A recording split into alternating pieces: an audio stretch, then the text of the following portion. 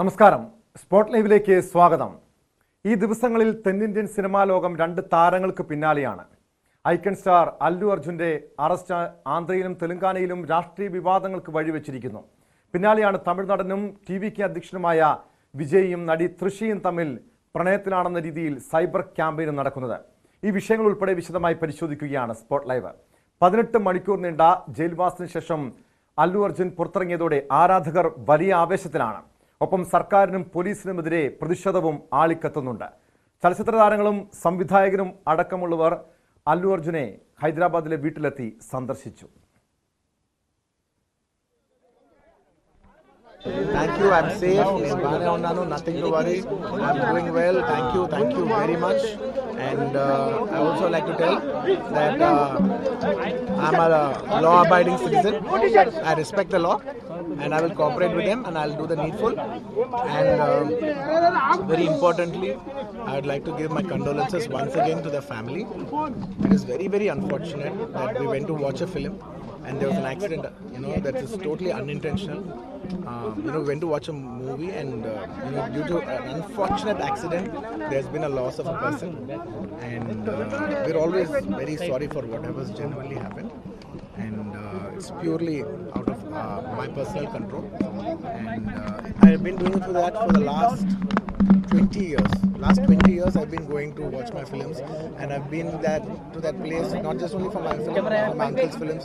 I've been there more than 30 times in my life, and never something like this has ever happened. It is purely accidental, purely unfortunate, and I will be there for the family to support them in whatever way I can. We can never cover the loss of the death of a person, but in whatever possible way I will be there for the family to support them. And once again, I'd like to thank each and every one of you from all over. बहुत शुक्रिया सबके लिए. अंदर के प्रति ఒక్కరికి చూసే ప్రతి ఒక్కరికి ధన్యవాదాలు తెలియజేసుకుంటున్నాను. థ్యాంక్ యూ అండి. Thank you for each and everyone across all over. Thank you for your love. I'm here today like this because of your love. Thank you. Sir మీకు సపోర్ట్ చేసిన అభిమానులకు కానీ Of course, I love my fans. Everybody knows that I love my fans. అంటే నిన్నటి వరకు industry కూడా Thank you. Pushpa 2 റിലീസിനിടെ തിക്കിലും തിരക്കിലും പെട്ട് ഒരു യുവതി മരിച്ച സംഭവവുമായി ബന്ധപ്പെട്ടാണ് മനഃപൂർവ്വമല്ലാത്ത നരഹത്യാ കുറ്റം ചുമത്തി കഴിഞ്ഞ ദിവസം അല്ലു അർജുനെ ഹൈദരാബാദ് പോലീസ് അറസ്റ്റ് ചെയ്തത്. ഈ അറസ്റ്റ് തെലങ്കാന മുഖ്യമന്ത്രി രേവന്ത് റെഡ്ഡിയുടെ പകപോക്കലാണ് എന്ന വിമർശനം, ആരോപണങ്ങളാണ് ഉയർന്നു വരുന്നത്. മനു ഭരത് ചേരുന്നു വിശദാംശങ്ങളുമായി. മനു, നമ്മുടെ കേരളത്തിലേക്ക് വരികയാണ്. കേരളത്തിൽ ഇവിടെ ബലാത്സംഗ കേസിൽ പോലും ഒരു ചലച്ചിത്ര താരങ്ങൾ പെട്ടുകഴിഞ്ഞാൽ, പ്രതികളായി കഴിഞ്ഞാൽ അവർക്ക് നമ്മുടെ കേരള പോലീസ് സൗകര്യമൊരുക്കുകയും ജാമ്യ അപേക്ഷയുമായി മുന്നോട്ട് പോകാനുള്ള സാഹചര്യമൊരുക്കും. അറസ്റ്റ് ചെയ്യുന്ന സാഹചര്യം പോലും ഉണ്ടാകാറ്. നമ്മൾ ഈ സമീപകാലത്ത് ഈ വാർത്തകളൊക്കെ നമ്മൾ റിപ്പോർട്ട് ചെയ്തതാണ്. പക്ഷേ തെലങ്കാനയിൽ മറിച്ചായിരുന്നു. ഒരു മനഃപൂർവ്വമല്ലാത്ത നരഹത്യാ കുറ്റം ചുമത്തി ഒരു സൂപ്പർ താരം, ഐക്കൺ സ്റ്റാർ ആയിട്ടുള്ള അല്ലു അർജുനെ അറസ്റ്റ് ചെയ്യുന്നു. വലിയ പ്രതിഷേധങ്ങൾ ഉണ്ടാകുന്നു. ഇവിടെ ഈ മുഖ്യമന്ത്രി രേവന്ത് റെഡ്ഡിയുടെ ഒരു പകപോക്കലാണെന്ന വിമർശനമാണല്ലോ ഉയർന്നത്. അതിലെന്തെങ്കിലും വസ്തുതയുണ്ടോ മനു? ടോം, ഈ ഒരു കേസ് വരുമ്പോൾ സ്വാഭാവികമായും എല്ലാവർക്കും നിയമത്തിന് മുന്നിൽ തുല്യമായ പരിരക്ഷയാണുള്ളത് എന്ന് നമ്മൾ എല്ലാ ഘട്ടങ്ങളിലും പറയാറുള്ളതാണ്. പക്ഷേ നിയമം പലപ്പോഴും ഇത് പരിശോധിക്കുമ്പോൾ സ്ഥിരം കുറ്റവാളികളോട് കുറെ കൂടി കർശനമായൊരു നിലപാട് സ്വീകരിക്കുന്നതിനെ പൊതുസമൂഹം അംഗീകരിക്കുന്നു. അതായത് ബൈ ലെറ്റർ ആൻഡ് സ്പിരിറ്റ് എന്ന് പറയുമ്പോൾ ഇതിൽ അതിൻ്റെ ധാർമ്മികത അനുസരിച്ച് സ്ഥിരം കുറ്റവാളികളോട് എടുക്കുന്നൊരു സമീപനമല്ല എന്തെങ്കിലും തരത്തിലുള്ള കേസുകളിൽ ഇതുപോലെ ആകസ്മികമായി ചെന്ന് പെടുന്ന ആളുകളോട് എടുക്കുന്നത് എന്നത് പൊതുവെ കണ്ടുവരുന്ന ഒരു കാര്യമാണ്. പക്ഷേ അല്ലു അർജുൻ്റെ കാര്യത്തിൽ അങ്ങനെ ഉണ്ടായില്ല എന്നതാണ് നമ്മൾ ഇവിടെ മനസ്സിലാക്കുന്നത്. അത് സ്വാഭാവികമായും എന്തുകൊണ്ടൊരു നടന് നേരെ ഇത്രയും ശക്തമായ ഒരു നടപടി ഉണ്ടായി എന്ന ചോദ്യം പല കോണുകളിൽ നിന്ന് ഉയരുന്നു. ഒരു വശത്ത് നേരത്തെ ഈ അല്ലു അർജുൻ ചലച്ചിത്ര രംഗത്തേക്ക് കടന്നേക്കും ചലച്ചിത്ര രംഗത്ത് നിന്ന് രാഷ്ട്രീയത്തിലേക്ക് കടന്നേക്കും എന്ന സൂചനകളൊക്കെ വരികയൊക്കെ ഉണ്ടായി. എന്നാൽ താൻ അതിനൊന്നും തയ്യാറല്ല എന്ന് അല്ലു അർജുൻ പറയുന്നു. സ്വാഭാവികമായും നമുക്കറിയാം ഇതുപോലുള്ള തെലുങ്കാന അല്ലെങ്കിൽ സൗത്ത് ഇന്ത്യൻ സംസ്ഥാനങ്ങൾ, പ്രത്യേകിച്ച് തെലുങ്കാന, ആന്ധ്ര, തമിഴ്നാട് ഈ സ്ഥലങ്ങളിൽ ചലച്ചിത്ര താരങ്ങൾക്ക് വലിയ ജനപ്രീതിയുണ്ട്. അവർ തെരഞ്ഞെടുപ്പിൽ വിജയിക്കാറുണ്ട്. കേരളത്തിലും ഇപ്പോൾ നമുക്ക് ചലച്ചിത്ര താരങ്ങൾക്ക് അവർ തെരഞ്ഞെടുപ്പിൽ വിജയിക്കുന്ന സാഹചര്യമാണ് കാണുന്നത്. അപ്പോൾ ഇത് ഇന്ത്യയിൽ മൊത്തത്തിൽ നമ്മൾ നോക്കുമ്പോഴും ഇത് പലയിടങ്ങളിലും സാധ്യമാണ്. അപ്പോൾ ഇതിനെയൊക്കെ മുൻകൂട്ടി എതിർക്കാനുള്ളൊരു നീക്കമാണോ നടക്കുന്നത് എന്ന് സംശയിച്ചാൽ അവരെ നമുക്ക് കുറ്റം പറയാനാകില്ല. ഇതിൽ തെലുങ്കാന മുഖ്യമന്ത്രി രേവന്ത് റെഡ്ഡി ഒരു കാര്യം മനു, അതിനപ്പുറം ഈ മുഖ്യമന്ത്രി രേവന്ത് റെഡ്ഡിയുടെ ബന്ധുവാണ് അല്ലു അർജുൻ്റെ ഭാര്യ എന്ന വിവരങ്ങൾ പുറത്തു വരുന്നുണ്ട്. ഈ കഴിഞ്ഞ തെരഞ്ഞെടുപ്പ്, നിയമസഭാ തെരഞ്ഞെടുപ്പ് കാലയളവിലും ലോക്സഭാ തെരഞ്ഞെടുപ്പ് പ്രചാരണത്തിലുമൊക്കെ അല്ലു അർജുൻ കോൺഗ്രസുമായി സഹകരിച്ചില്ല, രേവന്ത് റെഡ്ഡിക്ക് വേണ്ടി പ്രചാരണ രംഗത്ത് ഇറങ്ങിയില്ല. ഇതിൻ്റെ പകപോക്കലാണ് ഇപ്പോഴത്തെ ഈ അറസ്റ്റും അറസ്റ്റ് ഉൾപ്പെടെയുള്ള നാടകങ്ങളും എന്ന ചില രീതിയിൽ വിമർശനമാണ് പ്രധാനമായും ഉയർന്നു കേൾക്കുന്നത്. അത്തരമൊരു വ്യക്തിപരമായ വിരോധത്തിന്റെ അടിസ്ഥാനത്തിലുള്ളൊരു പകപോക്കൽ, നേരത്തെ മനു സൂചിപ്പിച്ചതുപോലെ അല്ലു അർജുൻ ഇനി രാഷ്ട്രീയ രംഗത്തേക്ക് വരികയാണെങ്കിൽ അതിനെ ഈ രീതിയിൽ ചെറുക്കുക. പക്ഷേ അത് അല്ലു അർജുനെ പോലുള്ള ഒരു താരത്തിന് അത് കൂടുതൽ ഒരു മൈലേജ് അല്ലേ സൃഷ്ടിക്കുന്നത്. അദ്ദേഹത്തെ അത് വലിയ രീതിയിൽ രാഷ്ട്രീയ രംഗത്തേക്ക് ഇറങ്ങുകയാണ്. ഇത് ഒരു പരിധിവരെയും ഗുണം ചെയ്യുകയല്ലേ ഉണ്ടാവുക. ഇതിൽ ഒരു കാര്യം നമ്മൾ മനസ്സിലാക്കേണ്ടത്, ഇപ്പോൾ തെലുങ്കാന മുഖ്യമന്ത്രിയോട് ഈ വിഷയം ആളുകൾ ചോദിച്ചു, സ്വാഭാവികമായും മാധ്യമങ്ങൾ ഈ വിഷയങ്ങൾ ചോദിച്ചു. അദ്ദേഹത്തിൻ്റെ ഒരു പ്രതികരണം വളരെ വിചിത്രമായ ഒരു പ്രതികരണമാണ്. ഒരുപക്ഷെ അതിന് കോൺഗ്രസിൽ ന്യായീകരണം ഉണ്ടാകാം. തെലുങ്കാന മുഖ്യമന്ത്രി പറഞ്ഞത് അല്ലു അർജുൻ ഇന്ത്യ പാകിസ്ഥാൻ യുദ്ധത്തിൽ പങ്കെടുത്ത ഒരു മഹാനൊന്നുമല്ല, ഇന്ത്യക്ക് വേണ്ടി പോരാടിയ ആളൊന്നുമല്ല. അയാൾ ചലച്ചിത്ര രംഗത്ത് പ്രവർത്തിച്ചു, കുറച്ച് പൈസ ഉണ്ടാക്കി. അതിന് പ്രത്യേകിച്ചൊരു വലിയ അംഗീകാരം കൊടുക്കേണ്ട കാര്യം ഒന്നും ഇല്ല. നിയമം അയാൾക്ക് ബാധകമാണ് എന്ന ഒരു നിലപാടാണ് മുഖ്യമന്ത്രി വ്യക്തമാക്കുന്നത്. ഇതിൽ രാഷ്ട്രീയ പ്രേരണ എന്തെങ്കിലും ഉണ്ടോ എന്ന നിരന്തര ചോദ്യങ്ങളിൽ വ്യക്തമാക്കുന്നത് ഈ ചിരഞ്ജീവി കോൺഗ്രസുമായി ബന്ധമുള്ളയാളാണ്. അല്ലു അർജുൻ്റെ ഭാര്യ പിതാവ് കോൺഗ്രസിൽ ഇടപെട്ട് പ്രവർത്തിക്കുന്ന ആളാണ്. പക്ഷേ അതൊന്നും ഇവിടെ നോക്കുന്നില്ല.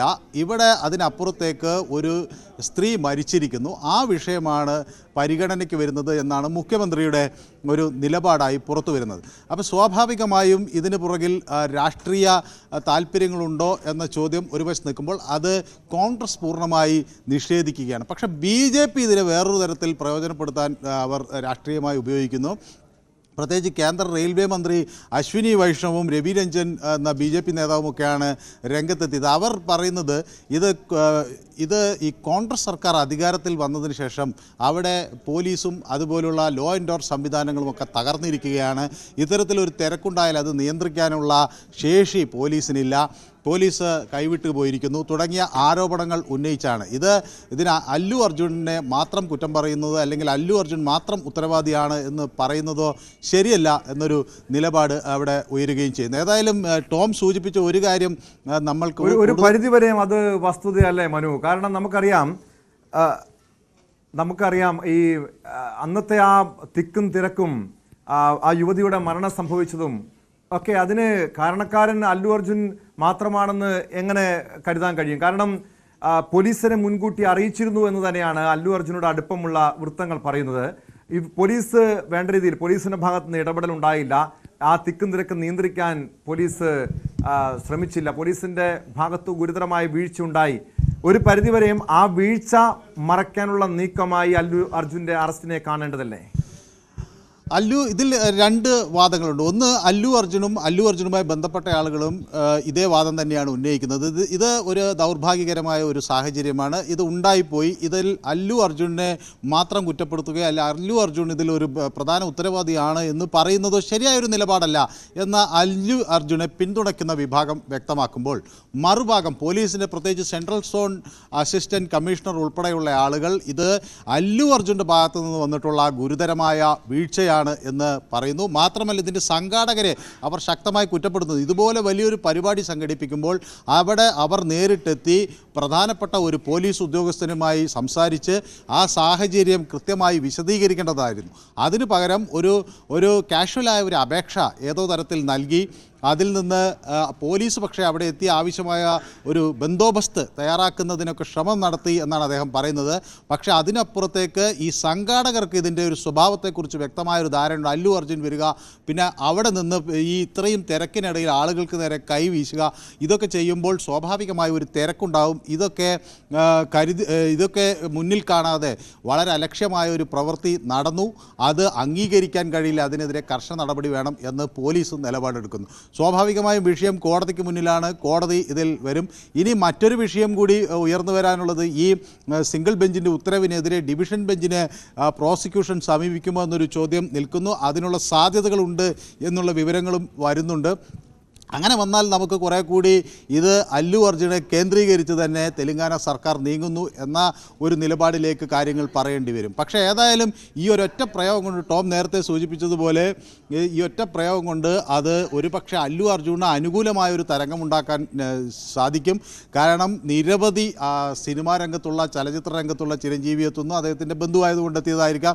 പക്ഷേ രശ്മിക മന്ദാനയെ പോലുള്ളവർ അല്ലു അർജുനെ ഒറ്റയ്ക്ക് ഇങ്ങനെ കുറ്റപ്പെടുത്തുന്നതിനെതിരെ രംഗത്ത് വരുന്നു. ചലച്ചിത്ര രംഗത്തെ പ്രമുഖർ അല്ലു അർജുൻ്റെ വീട്ടിലേക്ക് ഒഴുകിയെത്തുകയാണ്.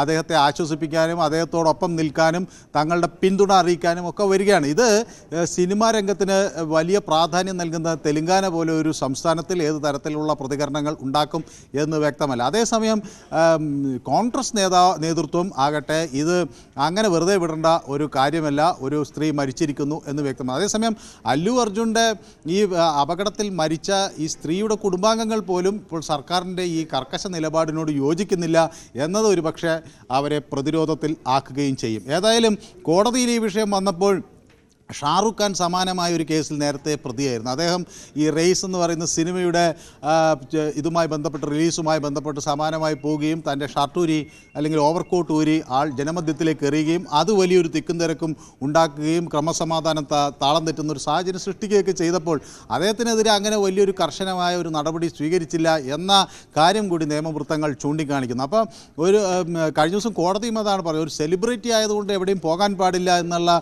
ഒരു കാര്യം അവർക്ക് അങ്ങനെ നിഷ്കർഷിക്കാൻ പറ്റില്ല. പക്ഷേ അതിനുള്ള സംവിധാനം ഒരുക്കേണ്ടതിൻ്റെ കൂട്ടായ ഉത്തരവാദിത്വത്തിൽ എല്ലായിടത്തും പാളിച്ചകളുണ്ടായി. അത് ഒരു സംഘാടകരുടെ ഭാഗത്തു നിന്ന് കൃത്യമായി പോലീസിനെ ധരിപ്പിക്കുന്നതിൽ പാളിച്ചയുണ്ടായി. ഇത്തരമൊരു സാഹചര്യം മുൻകൂട്ടി കാണുന്നതിൽ പോലീസിൻ്റെ ഭാഗത്തുനിന്ന് ഒരു പാളിച്ചയുണ്ടായി. അതേപോലെ തന്നെ അല്ലു അർജുനും ഇത് പുഷ്പ പോലെ ഒന്നാം പുഷ്പ വലിയ ജനപ്രീതി നേടിയ ഒരു ചിത്രമാണ്. അല്ലു അർജുൻ വലിയ അംഗീകാരവും ഹിറ്റുമൊക്കെ ആയതാണ്. സ്വാഭാവികമായും ആ ജനങ്ങളുടെ, ആരാധകരുടെ ഒരു വലിയ പിന്തുണ അദ്ദേഹത്തിന് ലഭിക്കുന്നൊരു ഘട്ടത്തിൽ രണ്ടാമത്തെ ഒരു ചിത്രത്തിന് വരുമ്പോൾ കുറേ കൂടി ഒരു ജാഗ്രത പാലിക്കണമായിരുന്നു എന്ന് വാദിക്കുന്നവരുണ്ട്.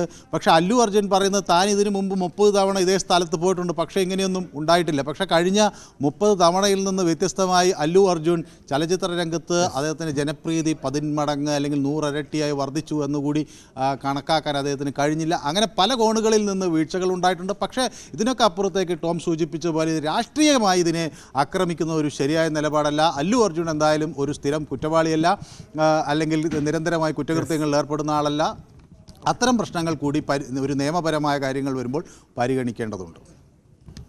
യെസ്, വ്യക്തമാണ്. മനു ഭരത് സൂചിപ്പിച്ചതുപോലെ എന്തായാലും ഈ യുവതിയുടെ മരണം ദൗർഭാഗ്യകരമാണ്. പക്ഷേ അവിടെ അല്ലു അർജുൻ്റെ മാത്രം ഭാഗത്താണോ വീഴ്ച ഉണ്ടായത്?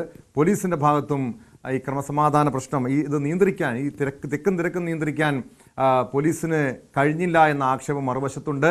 അല്ലു അർജുനോട് കാണിക്കുന്നത് രാഷ്ട്രീയ പകപോക്കലാണോ? ഇതിന് എങ്ങനെയായിരിക്കും തെലങ്കാനയിലും ആന്ധ്രയിലുമൊക്കെ പ്രതിഫലിക്കുക? എന്തായാലും കാത്തിരുന്ന് കാണേണ്ട വിഷയം തന്നെയാണ്. ഇനി മറ്റൊരു വിഷയത്തിലേക്കാണ് സ്പോട്ട് ലൈവ് പോകുന്നത്. തമിഴ് നടനും TV-ക്ക് അധ്യക്ഷനുമായ വിജയും നടി തൃഷയും ഒന്നിച്ച് യാത്ര ചെയ്യുന്ന ദൃശ്യങ്ങൾ പ്രചരിച്ചതിന് പിന്നാലെ ഇരുവർക്കുമെതിരെ കടുത്ത സൈബർ ആക്രമണം. വിജയുടെ ഭാര്യ സംഗീതയ്ക്ക് നീതി ലഭിക്കണം എന്നാവശ്യപ്പെട്ട് ജസ്റ്റിസ് ഫോർ സംഗീത എന്ന പേരിൽ #ക്യാമ്പയിനും തുടങ്ങി. 30,000-അടുത്ത് ട്വീറ്റുകളാണ് ഈ #ൽ ഇതുവരെയും പ്രത്യക്ഷപ്പെട്ടിരിക്കുന്നത്. വിജയുടെ രാഷ്ട്രീയ എതിരാളികളാണ് അധിക്ഷേപ പ്രചരണത്തിന് പിന്നിലെന്നാണ് വിജയുടെ ആരാധകർ പറയുന്നത്. ഇതിനെതിരെ വിജയുടെ ആരാധകർ വിമർശനവുമായി രംഗത്തെത്തിയിട്ടുണ്ട്. വിജയും തൃഷയും അടുത്ത സുഹൃത്തുക്കളെന്നാണ് ആരാധകരുടെ വാദം. വിശദാംശങ്ങളുമായി അജയ് സുധാ ബിജു ചേരുന്നു. അജയ്, നമ്മൾ തെലങ്കാനയിൽ നിന്നും തമിഴ്നാട്ടിലേക്ക് വന്നാൽ ചലച്ചിത്ര രംഗത്തെ പ്രശ്നത്തിനപ്പുറം ഇത് രാഷ്ട്രീയ വിവാദങ്ങൾക്ക് കൂടി തിരികൊളുത്തുകയാണ്. വിജയും നടി തൃഷയും തമ്മിലുള്ള ആ ചിത്രവുമായി ബന്ധപ്പെട്ട ഈ അധിക്ഷേപ പ്രചരണം, ഇരുവരും തമ്മിൽ പ്രണയത്തിലാണ് എന്ന് പറയുന്നു. ഈ വിജയുടെ ഭാര്യ സംഗീതയ്ക്ക് നീതി ലഭിക്കണമെന്ന് ആവശ്യപ്പെട്ടുകൊണ്ട് വലിയ രീതിയിൽ ഒരു ഹാഷ്ടാഗ് ക്യാമ്പയിൻ നടക്കുന്നു. എന്താണ് ഈ ക്യാമ്പയിൻ്റെയൊക്കെ അടിസ്ഥാനം? ഇതിന് പിന്നിലും ഒരു രാഷ്ട്രീയ എതിരാളികളുടെ ഗൂഢാലോചനയെന്നാണോ മനസ്സിലാക്കേണ്ടത്? ടോം, വിജയ് തൃഷ ഇരുവരും തമ്മിലുള്ള സൗഹൃദം, അതുമായിട്ട് ബന്ധപ്പെട്ടിട്ടുള്ള ഗോസിപ്പുകൾ ഒരുപാട് വർഷങ്ങൾക്ക് മുൻപ് തന്നെ നിലവിൽ വന്നിട്ടുള്ളതാണ്. ഇരുവരും തമ്മിൽ നിരവധി ഹിറ്റ് ചിത്രങ്ങളിൽ ജോഡികളായി പ്രത്യക്ഷപ്പെട്ടിട്ടുണ്ട്. ഗില്ലി, അതുപോലെ തിരുപ്പാച്ചി, ആദി, കുരുവി തുടങ്ങിയിട്ടുള്ള ചിത്രങ്ങളെല്ലാം ഇതിന് ഉദാഹരണങ്ങളാണ്. വളരെയധികം സമയം തമിഴ്നാട്ടിലുള്ള ഏറ്റവും മികച്ച ഓൺ സ്ക്രീൻ ജോഡികളായി ഇരുവരും അറിയപ്പെട്ടിരുന്നു. അപ്പോൾ അന്ന് മുതൽ തന്നെ, ഏതാണ്ട് 2005 കാലഘട്ടം മുതൽ തന്നെ ഇരുവരും തമ്മിൽ പ്രണയത്തിലാണെന്നുള്ള വാർത്തകൾ പ്രചരിച്ചിരുന്നു. എന്നാൽ ഇന്ന്, അതായത് ഇപ്പോൾ ഈ ലിയോയ്ക്ക് ശേഷം ഇത്തരത്തിൽ ഒരു പുതുതായിട്ട് വീണ്ടും ഇരുവരും തമ്മിലുള്ള ഒരു പ്രണയം, സൗഹൃദം, ഇത് തമ്മിലുള്ള വാർത്തകൾ പ്രചരിക്കുമ്പോൾ ഇതിനൊരു ഈ ഗോസിപ്പ് എന്ന വിഷയത്തിൽ നിന്ന് മാറി ഇതിനൊരു രാഷ്ട്രീയ മാനം കൂടി കൈവന്നിട്ടുണ്ട്. അത് തീർച്ചയായിട്ടും തമിഴക വെട്രിക്കഴകം എന്ന് പറയുന്ന രാഷ്ട്രീയ പാർട്ടിയുടെ പ്രഖ്യാപനവും അതിന് പിന്നാലെ വിജയ് തൻ്റെ എതിരാളികൾക്ക് നേരെ നടത്തിയിട്ടുള്ള കടുത്ത ആക്രമണവുമാണ് ഇതിലേക്ക് നയിച്ചത്.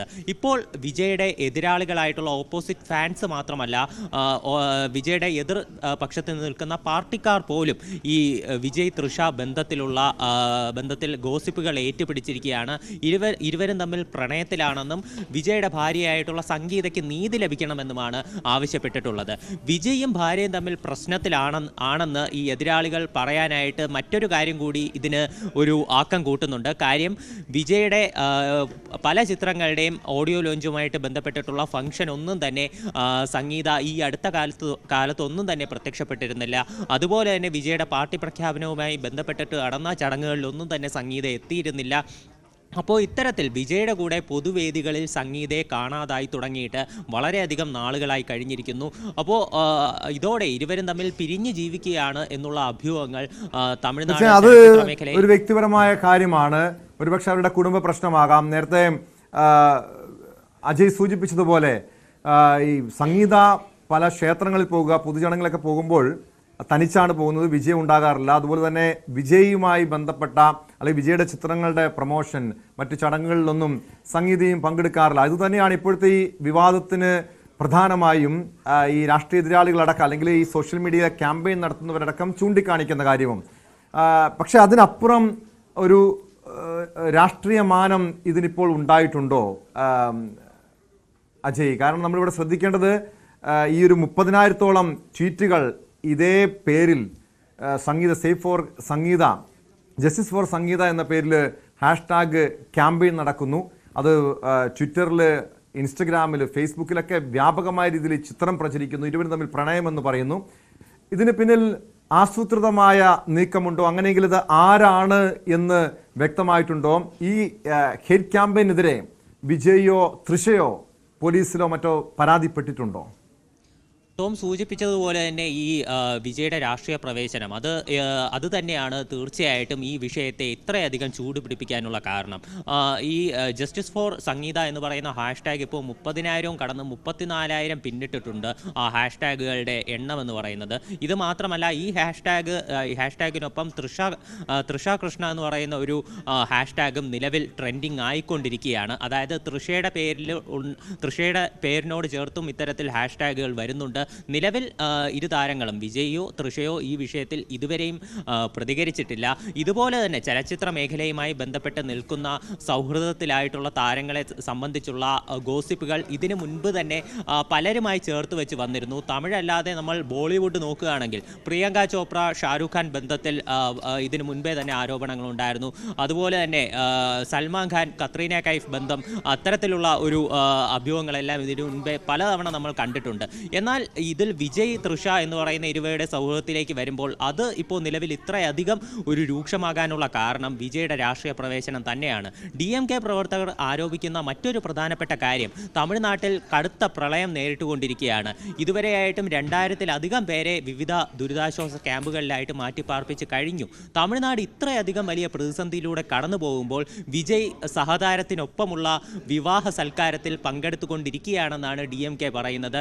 ഈ ദുരന്ത ദുരന്തം നടന്ന സ്ഥലങ്ങളിൽ ഒന്ന് സന്ദർശനം നടത്തുകയോ അതേപ്പറ്റി ഒന്ന് അന്വേഷിക്കാനോ നിൽക്കാതെ ഗോവയിൽ തൻ്റെ സുഹൃത്തിനോടൊപ്പം ആസ്വദിക്കുന്നു എന്നും ഈ DMK പ്രവർത്തകർ ആരോപിക്കുന്നു. അപ്പോൾ ഇതിൻ്റെ ഒരു തുടർച്ചയായിട്ട് തന്നെയാണ് തീർച്ചയായിട്ടും ഈ വിജയ് തൃഷ ഇരുവരും തമ്മിലുള്ള ചിത്രങ്ങളും അതുപോലെ തന്നെ ഇത് പുറത്തു വന്നിട്ടുള്ള പ്രധാനപ്പെട്ട കാര്യങ്ങളെന്ന് പറഞ്ഞാൽ വിജയും തൃഷയും എയർപോർട്ടിൽ ചെക്ക് ഇൻ ചെയ്യുന്ന വീഡിയോ പുറത്തു വന്നിട്ടുണ്ട്.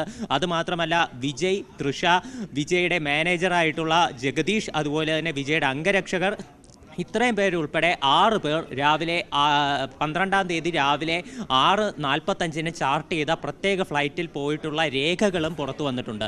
അപ്പോൾ ഇത്തരം കാര്യങ്ങളും ഈ ട്വിറ്റർ വഴി എല്ലാം ഈ എതിരാളികൾ പുറത്തുവിടുന്നുണ്ട്. അപ്പോൾ ഈ രേഖകൾ തെളിവായി വെച്ചുകൊണ്ടാണ് വിജയ്ക്കെതിരെയുള്ള ആരോപണങ്ങൾ നിലവിൽ കടുപ്പിച്ചിരിക്കുന്നത്. താരം ഇതിൽ യാതൊരുവിധ പ്രതികരണവും നടത്തിയിട്ടില്ല. എന്നാൽ തൃഷ ഒരു പോസ്റ്റ് ഇട്ടിട്ടുണ്ട്. എന്നാൽ അത് ഈ വിവാദവുമായി ബന്ധപ്പെട്ടിട്ടല്ല.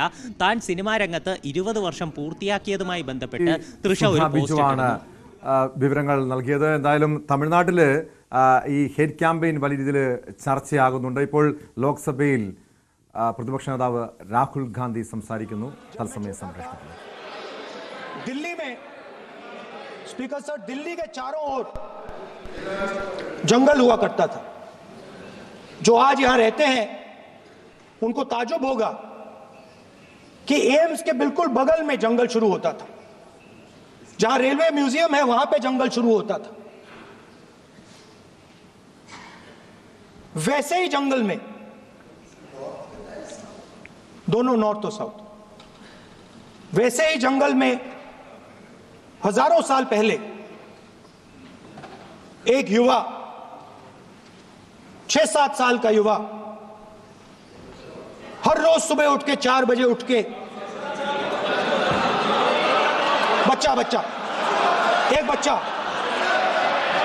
एक बच्चा, वाह बहुत बढ़िया, एक बच्चा 4 बजे उठ के तपस्या करता था. हर रोज सुबह तपस्या, हाँ, हर रोज सुबह वो धनुष उठाकर तीर कमान चलाता था और घंटे उसने तपस्या की. सालों के लिए उसने तपस्या की.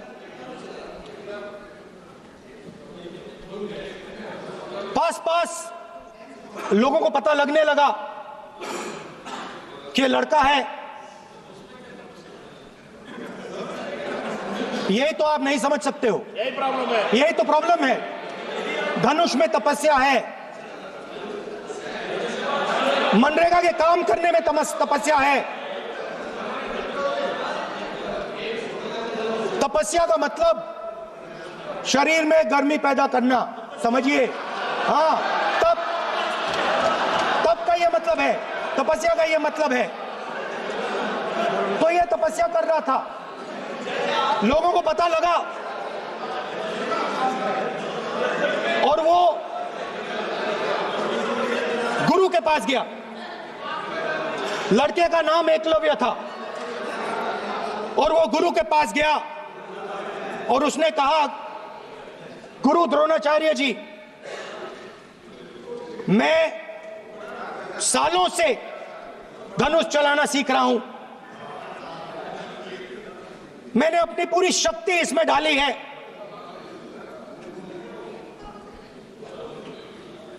आप मेरी मदद कीजिए, आप मेरे गुरु बनिए. द्रोणाचार्य जी ने एकलव्य को कहा. സ്പോട്ട് ലൈവ് തുടരും. ഹൈക്കോടതിക്ക് സമീപം മംഗളവനത്തിൽ മൃതദേഹം കണ്ടെത്തിയ വാർത്തയുണ്ട്, അതിലേക്ക് എത്താം ഇടവേള കഴിഞ്ഞ്.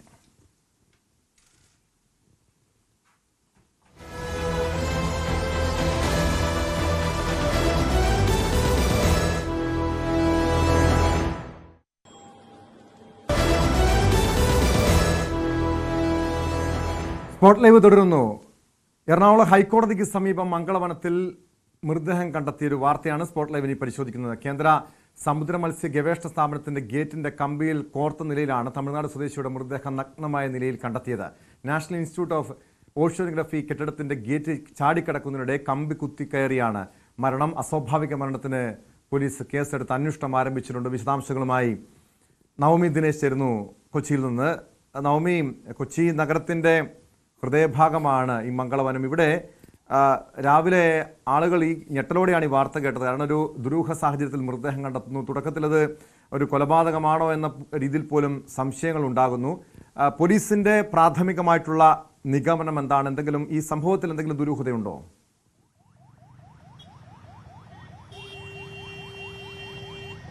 ടോം, ഇന്ന് രാവിലെയാണ് ഇങ്ങനെ ഒരു മൃതദേഹം ഗേറ്റിന് മുകളിൽ തൂങ്ങി കിടക്കുന്ന നിലയിൽ കണ്ടെത്തിയത്. ഈ അതുവഴി പോയ ആളുകളാണ് ഇത് കാണുന്നത്. ഒപ്പം ഈ സെക്യൂരിറ്റികളും ഇത് കാണുന്ന സാഹചര്യമുണ്ടായി. ഉടനെ പോലീസിന് വിവരം അറിയിക്കുകയായിരുന്നു. DCP സുദർശൻ അടക്കം അവിടെ എത്തി പരിശോധനകൾ നടത്തി.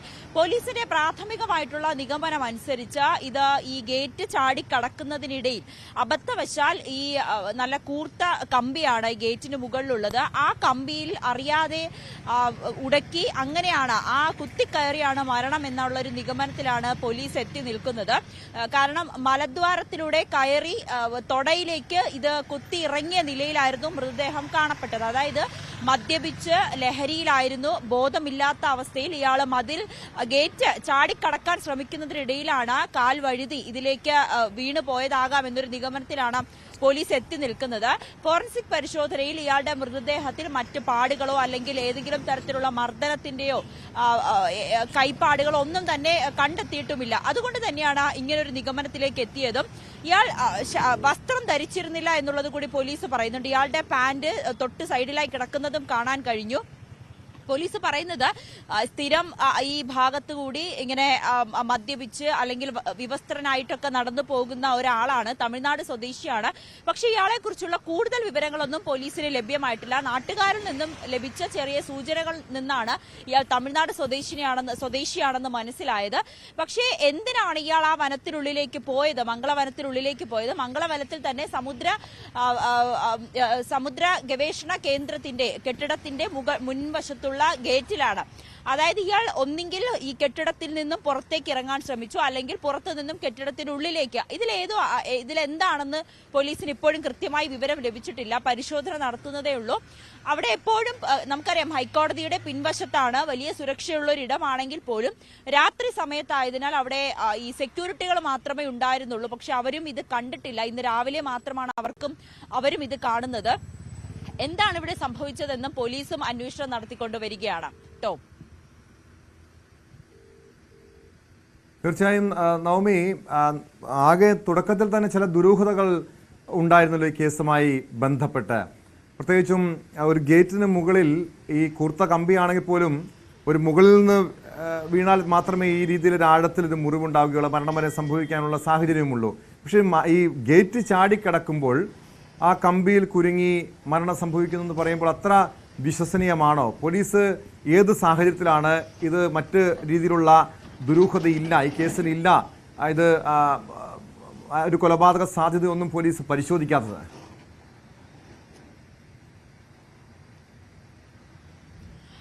പോലീസ് അസ്വാഭാവിക മരണത്തിനാണ് ഇപ്പോൾ കേസെടുത്ത് അന്വേഷണം നടത്തിക്കൊണ്ടിരിക്കുന്നത്. അതിങ്ങനെ പോലീസ് ഇതിൽ ഒരു കൊലപാതക സാഹചര്യമില്ല എന്ന് പറയാൻ കാരണം രക്തം വാർന്നാണ് മരിച്ചിരിക്കുന്നതെന്ന് കൃത്യമായി മനസ്സിലാകും. കാരണം ആ ഗേറ്റിന് സമീപത്ത്, അതായത് ഇയാളുടെ മൃതദേഹത്തിന് തൊട്ടരികിലായി തന്നെ നല്ല രീതിയിൽ രക്തം വാർന്ന് പോകുന്നതായി കണ്ടെത്തിയിട്ടുണ്ട്. ഈ ഒരു സാഹചര്യത്തിലാണ് രക്തം വാർന്നാണ് മരണപ്പെട്ടത് എന്നൊരു നിഗമനത്തിലേക്ക് അന്വേഷണ സംഘം എത്തി നിൽക്കുന്നത്. അല്ല എന്നുണ്ടെങ്കിൽ ശരീരത്തിൽ ഫോറൻസിക് പരിശോധനയിൽ ബലപ്രയോഗം നടന്നതായോ മർദ്ദനത്തിന്റെ പാടുകളോ അങ്ങനെ ഒന്നും തന്നെ കണ്ടെത്തിയിട്ടില്ല. അതുകൊണ്ടാണ് പ്രാഥമികമായി ഇതൊരു കൊലപാതകമല്ല എന്ന് കണ്ടെത്തിയിരിക്കുന്നത്. പക്ഷേ എന്നാലും പോസ്റ്റ്മോർട്ടം നടത്തേണ്ടതുണ്ട്. പോസ്റ്റ്മോർട്ടത്തിനായി ആശുപത്രിയിലേക്ക് കൊണ്ടുപോയിട്ടുണ്ട്. പോസ്റ്റ്മോർട്ടം നടത്തിയതിനു ശേഷം മാത്രമേ ഇനി മറ്റെന്തെങ്കിലും സാഹചര്യമുണ്ടോ ഈ മരണത്തിലേക്ക് എന്ന് കൃത്യമായി നമുക്ക് അറിയാൻ സാധിക്കുകയുള്ളൂ. DCP സുദർശൻ അവിടെ എത്തി. അദ്ദേഹവും പരിശോധന നടത്തിയതിൽ നിന്നാണ് ഇത് ഒരു കൊലപാതകമായി കണക്കാക്കാൻ ഇപ്പോൾ കഴിയില്ല എന്നുള്ളൊരു നിഗമനത്തിലേക്ക് അന്വേഷണ സംഘവും എത്തി നിൽക്കുന്നത്. പക്ഷേ മറ്റ് സാഹചര്യങ്ങളും തള്ളിക്കളയാനാകുന്നില്ല, അതും പരിശോധിക്കുന്നുണ്ട്. രക്തം വാർന്നുള്ളൊരു മരണമാണ് അവിടെ സംഭവിച്ചിരിക്കുന്നതെന്നാണ് പോലീസിന്റെ പരിശോധനയിലും ഫോറൻസിക് സംഘത്തിന്റെ പരിശോധനയിലും മനസ്സിലായിട്ടുള്ളത്. മദ്യപിച്ച് ബോധം പോയ രീതിയിൽ അബോധാവസ്ഥയിലോ അല്ലെങ്കിൽ മദ്യപിച്ച് പുറത്തേക്ക് ഈ കെട്ടിടത്തിന്റെ ഉള്ളിൽ നിന്നും പുറത്തേക്ക് കടക്കാനുള്ള ശ്രമത്തിനിടയിലാണോ ഇങ്ങനെ അബദ്ധവശാൽ കാല് വഴുതി ഗേറ്റിന്റെ ആ കൂർത്തിരിക്കുന്ന കമ്പിയിലേക്ക് തന്നെ തുളച്ചു കയറിയത് എന്ന ഒരു നിഗമനത്തിലാണ് അന്വേഷണ സംഘം എത്തി നിൽക്കുന്നത്. അവിടെ CCTV ഇല്ലാത്തതും അന്വേഷണത്തിന് ചെറിയൊരു ബാധിക്കുന്നുണ്ട്. കാരണം ആ ഒരു മംഗളവനത്തിലെ ആ ഒരു ഭാഗത്തേക്ക് അത് CCTV-കൾ ഇല്ല, പരിസരത്ത് ഒന്നും തന്നെ CCTV-കൾ ഇല്ല എന്നുകൂടി അന്വേഷണ സംഘം വ്യക്തമാക്കുന്നുണ്ട്. പക്ഷേ ഇത്രയേറെ പതിവായി ഈ മംഗളവനത്തോട് ചേർന്ന സ്ഥലങ്ങളിലൊക്കെ താമസിക്കുന്ന വ്യക്തിയാണോ, അതുവഴി സഞ്ചരിക്കുന്ന വ്യക്തിയാണോ? ഇക്കാര്യങ്ങളിൽ പോലീസ് എന്തെങ്കിലും വ്യക്തത കൈവന്നിട്ടുണ്ടോ നവമി?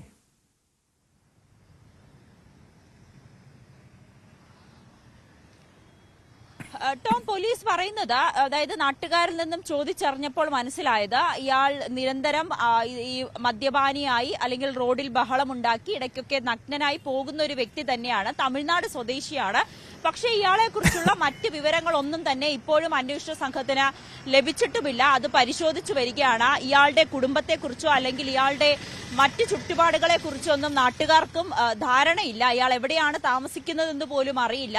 പക്ഷേ മദ്യപിച്ച് ഈ ഹൈക്കോടതി സമീപ പ്രദേശങ്ങളിലൊക്കെ അലഞ്ഞു തിരിഞ്ഞ് നടക്കുന്ന ഒരു വ്യക്തിയാണെന്ന് മാത്രം നാട്ടുകാർ പോലീസിന് മൊഴി നൽകിയിട്ടുണ്ട്.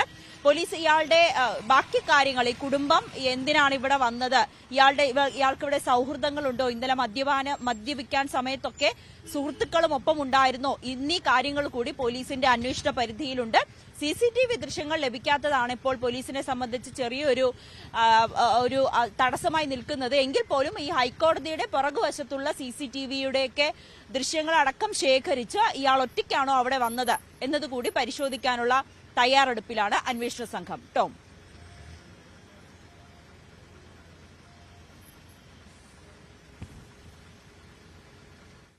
യെസ്, വ്യക്തമാണ് നവമി. മറ്റൊരു വാർത്ത കൂടി നവമി ഇന്ന് റിപ്പോർട്ട് ചെയ്തിരുന്നല്ലോ. എറണാകുളം കളമശ്ശേരി മെഡിക്കൽ കോളേജിൽ ചികിത്സയ്ക്കെത്തിയ യുവതിക്ക് മരുന്ന് മാറി നൽകിയതായിട്ടുള്ളൊരു സംഭവം. ഈ ഡോക്ടർക്കും എക്സ്റേ വിഭാഗത്തിനുമെതിരെ കളമശ്ശേരി സ്വദേശി അനാമിക പോലീസിന് പരാതി നൽകിയിട്ടുണ്ട്. എക്സ്റേ റിപ്പോർട്ട് പരിശോധിച്ചപ്പോൾ മറ്റൊരാളുടെ റിപ്പോർട്ടാണെന്ന് പിന്നീടാണ് മനസ്സിലായത്. കടുത്ത നടുവേദനയെ തുടർന്നാണ് അനാമിക ഈ മാസം 12-ന് കളമശ്ശേരി മെഡിക്കൽ കോളേജിൽ ചികിത്സ തേടിയത്. വീണ്ടും നവമിയിലേക്കാണ്. നവമി, ഈ ഒരു സംഭവം നമ്മുടെ ആരോഗ്യ വിഭാഗത്തിൻ്റെ തുടർച്ചയായുള്ള വീഴ്ചകളുടെ ഏറ്റവും ഒടുവിലത്തെ ഒരു ഉദാഹരണമാണ്. നമുക്കറിയാം, ആലപ്പുഴ മെഡിക്കൽ കോളേജിൽ തുടർച്ചയായി ഇതുപോലുള്ള ചികിത്സാ പിഴവുകൾ ഉണ്ടാകുന്നു. കളമശ്ശേരി മെഡിക്കൽ കോളേജിലും ചികിത്സാ പിഴവുകൾ പതിവായി നമ്മൾ കേൾക്കാറുള്ളതാണ്. ഇവിടെ ഈ അനാമിക എന്ന യുവതി എന്നാണ് ഈ ആശുപത്രിയിലെത്തിയത്, എക്സ്റേ എടുത്തത്? ഇതുമായി ബന്ധപ്പെട്ട് അവർ നൽകുന്ന പരാതി എന്താണ്?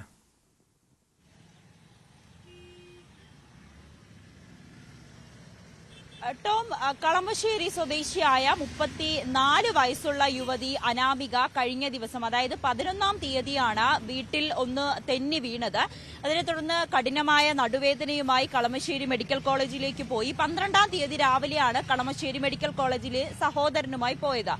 ആ സമയത്ത് എക്സ്റേ എടുക്കാൻ ആവശ്യപ്പെട്ടു. എക്സ്റേ എടുത്തു. അതിനുശേഷം റിപ്പോർട്ട് പരിശോധിച്ച ഡോക്ടർ പറഞ്ഞത് ചെറിയ ഈ തേയ്മാനമുണ്ട്, അതിന് വേണ്ടിയിട്ടുള്ള ചികിത്സ നടക്കണം, മരുന്ന് തന്നിട്ടുണ്ട്, ഈ വെയിറ്റുള്ള സാധനങ്ങളൊന്നും എടുക്കരുത്, സ്റ്റെപ്പ് കയറുമ്പോൾ സൂക്ഷിക്കണം. അതായത് നമ്മൾ കുറച്ച് പ്രായമായവർക്ക് തേയ്മാനം, മുട്ടിനൊക്കെ തേയ്മാനം വരുന്ന ആളുകളോട് പറയുന്ന ഒരു കാര്യമാണ് ഈ അനാമികയോടും പറഞ്ഞത്. അനാമികയ്ക്ക് 34 വയസ്സേ ഉള്ളൂ. അപ്പോൾ അങ്ങനെ അനാമിക മരുന്നുമായി തിരിച്ചു വീട്ടിലെത്തി. അപ്പോൾ ഒരു കാര്യം കൂടി ഡോക്ടർ പറഞ്ഞിട്ടുണ്ടായിരുന്നു, ഈ നടുവിന്റെ ഭാഗത്ത് ചെറിയൊരു ബൾജിങ് പോലെ ഉണ്ടായിട്ടുണ്ട് എന്നുകൂടി പറയുന്നു. അനാമിക ഈ വീട്ടിലെത്തിയ ശേഷം രാത്രി മരുന്ന് കഴിക്കാൻ സമയത്താണ് ഈ എക്സ്റേയിൽ എന്താണ് ബൾജിങ് എന്ന് നോക്കുന്നതിന് വേണ്ടി എക്സ്റേ എടുത്ത് പരിശോധിച്ചപ്പോഴാണ് മനസ്സിലാകുന്നത് ലതിക 61 വയസ്സെന്ന് ആ എക്സ്റേയിൽ എഴുതി വെച്ചിട്ടുണ്ട്. അതായത് ഈ അനാമികയുടെ എക്സ്റേക്ക് പകരം ഈ ലതിക എന്ന് പറയുന്ന 61 വയസ്സുള്ള ഒരു മധ്യവയസ്കയുടെ റിപ്പോർട്ടാണ് അനാമികയുടേതെന്ന് പറഞ്ഞ് ഡോക്ടർമാർ കൈമാറിയത്. അതായത് ഈ മധ്യവയസ്കയുടെ അസുഖങ്ങൾക്കാണ് അനാമികയ്ക്ക് മരുന്ന് നൽകിയത്. ഇത് പരിശോധിക്കാതെ അനാമിക മരുന്ന് കഴിച്ചിരുന്നുവെങ്കിൽ അത് ഹൈ ഡോസുള്ള മരുന്നുകളാണ്, മറ്റേതെങ്കിലും തരത്തിലുള്ള അപകടത്തിലേക്ക് പോകുമോ എന്നൊരു ഭയം കുടുംബത്തിനുമുണ്ട്. ഇതിനെ തുടർന്നാണ് ഇന്നലെ അനാമികയും സഹോദരൻ, അപ്പോഴും അനാമികയ്ക്ക് വേദന സഹിക്കാൻ കഴിഞ്ഞില്ല, ഇന്നലെ ആശുപത്രിയിലെത്തി. നേരെ ഇവർ സൂപ്രണ്ടിനെ കണ്ട് കാര്യം പറഞ്ഞു. അപ്പോൾ തന്നെ സൂപ്രണ്ട് ഇത് ഞങ്ങൾക്ക് പറ്റിയ അബദ്ധമാണ്, ഈ റേഡിയോളജി വിഭാഗത്തിന് പറ്റിയ അബദ്ധമാണ്, മറ്റ് പ്രശ്നങ്ങളൊന്നും ആക്കരുത്, ഞങ്ങൾ ഉടൻ തന്നെ വേണ്ട ചികിത്സ നടത്താമെന്ന് പറഞ്ഞുകൊണ്ട് അനാമികയെ ആശുപത്രിയിൽ പ്രവേശിപ്പിച്ച് ട്രിപ്പ് ഇട്ട് നൽകി, ആന്റിബയോട്ടിക്സ് നൽകി. അങ്ങനെ അതിനുശേഷം അനാമികയുടെ വേദന കുറയുകയും ചെയ്തു. പക്ഷേ അപ്പോഴും അനാമിക പറയുന്നത്, കുടുംബവും ആരോപിക്കുന്നത് ഇങ്ങനെ ഏറെ വലിയൊരു തെറ്റുണ്ടായി, അപ്പോൾ തന്റെ റിപ്പോർട്ട് ആർക്കാണ് പോയത്? ഇപ്പോൾ ഗുരുതരമായിട്ടുള്ള അസുഖമുള്ള ഒരു വ്യക്തിക്കാണ് എക്സ്റേ പോയിട്ടുള്ളതെങ്കിൽ അയാളെ സംബന്ധിച്ച് അനാമികയുടെ എക്സ്റേ റിപ്പോർട്ട് പ്രകാരം മറ്റു കുഴപ്പമൊന്നുമില്ല.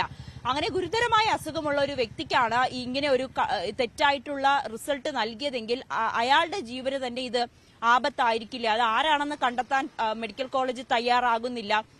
അങ്ങനെ നിരവധി കാര്യങ്ങൾ അനാമിക പറയുന്നുണ്ട്. ഇതിന്റെ അടിസ്ഥാനത്തിലാണ് പോലീസിനും ആരോഗ്യ വകുപ്പിനും സൂപ്രണ്ടിനെതിരെയും ഒപ്പം റേഡിയോളജിസ്റ്റിനെതിരെയും ഒക്കെ പരാതി നൽകിയിരിക്കുന്നത്. കുടുംബം ഇപ്പോഴും ആ പരാതിയുമായി മുന്നോട്ട് പോകാൻ തന്നെയാണ് തീരുമാനിച്ചിരിക്കുന്നത്. സൂപ്രണ്ട് ഇത് പരാതിയാക്കരുതെന്ന് പറയുമ്പോൾ കൂടിയും ഇത്രയും വലിയ ഗുരുതരമായിട്ടുള്ള പിഴവ് ഇനി ആവർത്തിക്കാതിരിക്കേണ്ടത് ഏറ്റവും അത്യാവശ്യമായിട്ടുള്ള കാര്യമാണ്. തന്നെ പോലെ പാവപ്പെട്ട ആളുകൾ വരുന്ന ആശുപത്രിയാണ്, സർക്കാർ ആശുപത്രിയാണ്. ഇത് ഞങ്ങൾ ആരുടെയും ഔദാര്യമല്ല, ഇത് ഞങ്ങളുടെ അവകാശം തന്നെയാണ് ആശുപത്രിയിലെത്തി കൃത്യമായിട്ടുള്ള നല്ല ചികിത്സ ലഭ്യമാക്കുക എന്നത്. പക്ഷെ അതിന് പോലും ഇത്തരം പിഴവുകൾ കാരണം സംഭവിക്കുമ്പോഴും ഇവർ പരാതിയിൽ ഉറച്ചു നിൽക്കുകയാണോ?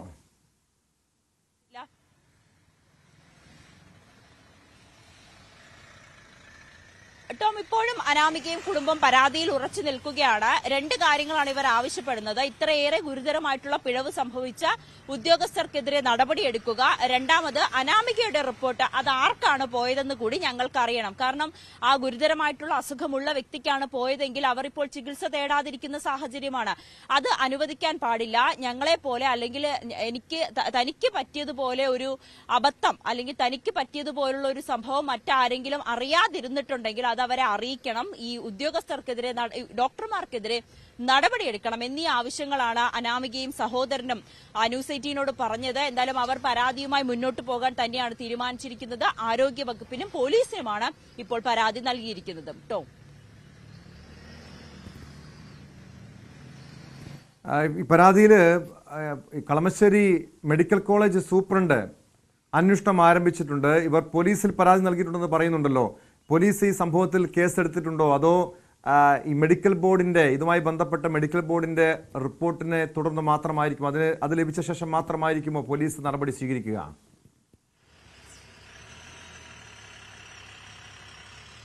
പോലീസിന്റെ നടപടിയെ കുറിച്ച് നമുക്ക് കൂടുതൽ വിവരങ്ങൾ വ്യക്തമായിട്ടില്ല. ഒരു നിമിഷം അനാമികയുടെ, ഈ പരാതിക്കാരിയായ അനാമികയുടെ പ്രതികരണം പുറത്തു വന്നിട്ടുണ്ട്. ആ പ്രതികരണത്തിലേക്ക്. കഴിഞ്ഞ ദിവസം എനിക്ക് മാറി കിട്ടിയത് മറ്റൊരു പ്രായം, എന്നെക്കാളും ഇരട്ടിയോളം പ്രായമുള്ള ഒരാളുടെ റിപ്പോർട്ടാണ്. ആ റിപ്പോർട്ട് വെച്ചിട്ടാണ് എനിക്കൊരു മെഡിസിൻ തന്നെ. ഇപ്പോൾ ഇന്നലെ പോയപ്പോഴും അവിടെയുള്ള ഡ്യൂട്ടിയിൽ കാഷ്വാലിറ്റി ഉണ്ടായ ഡോക്ടർ പറഞ്ഞത് കുഴപ്പമൊന്നുമില്ല, സെയിം മെഡിസിൻ തന്നത് പോലും വലിയ വ്യത്യാസമൊന്നുമില്ല, ഇത് കഴിച്ചാലും മതി, അല്ല ഏത് വേണേലും കഴിക്കാന്നൊക്കെ. നവമി, തുടരാം. ഈ പോലീസ് ഈ വിഷയത്തിൽ പോലീസിന്റെ ഭാഗത്തുനിന്ന് ഏതെങ്കിലും രീതിയിലുള്ള നടപടി ഉണ്ടായിട്ടുണ്ടോ?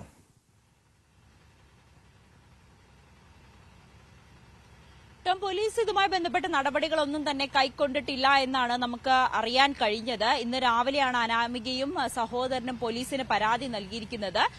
കൂടുതൽ വിവരങ്ങൾ നമുക്ക് ലഭ്യമാകുന്നതേ ഉള്ളൂ. എന്തായാലും ആശുപത്രി സൂപ്രണ്ട് ഇതിലൊരു അന്വേഷണം പ്രഖ്യാപിച്ചിട്ടുണ്ട്. പക്ഷെ അപ്പോഴും ആശുപത്രി സൂപ്രണ്ട് ഇന്നലെ തന്നെ അനാമികയോടും കുടുംബത്തോടും പറഞ്ഞത് ഇത് ഞങ്ങൾക്ക് പറ്റിയ പിഴവാണ്, തിരക്കിനിടയിൽ സംഭവിച്ചതാണെന്ന് ഇന്നലെ തന്നെ അവർ അനാമികയോടും കുടുംബത്തോടും പറഞ്ഞിട്ടുണ്ടായിരുന്നു. പരാതികളുമായി മുന്നോട്ട് പോകരുതെന്ന് കൂടി പറഞ്ഞു. പക്ഷെ അപ്പോഴും ഈ കാരണക്കാരായിട്ടുള്ള ഈ റേഡിയോളജിസ്റ്റിനോ അല്ലെങ്കിൽ ഈ പരിശോധിച്ച ഡോക്ടറിനെതിരെ എന്ത് നടപടി സ്വീകരിച്ചു എന്നുകൂടി അനാമികയ്ക്കും കുടുംബത്തിനും അറിയണം. അതുകൊണ്ട് തന്നെയാണ് പരാതിയുമായി മുന്നോട്ട് പോകുവാനും ആരോഗ്യമന്ത്രിയെ കണ്ട് അടക്കം ഈ ഒരു പരാതി ഉന്നയിക്കുവാനും കുടുംബം തീരുമാനിച്ചിരിക്കുന്നത്. വ്യക്തമാണ്.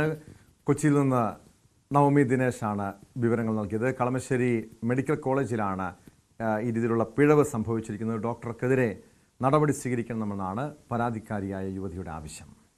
കണ്ണൂർ തലശ്ശേരിയിലെ കാർ ഷോറൂമിലെ തീപിടുത്തമാണ് സ്പോട്ട് ലൈവിനെ പരിശോധിക്കുന്നത്. തീപിടുത്തം ആസൂത്രിതമെന്ന് പോലീസ് പറയുന്നു. കാറുകൾക്ക് തീയിട്ടത് സ്ഥാപനത്തിലെ ജീവനക്കാരനെന്ന് തെളിഞ്ഞു.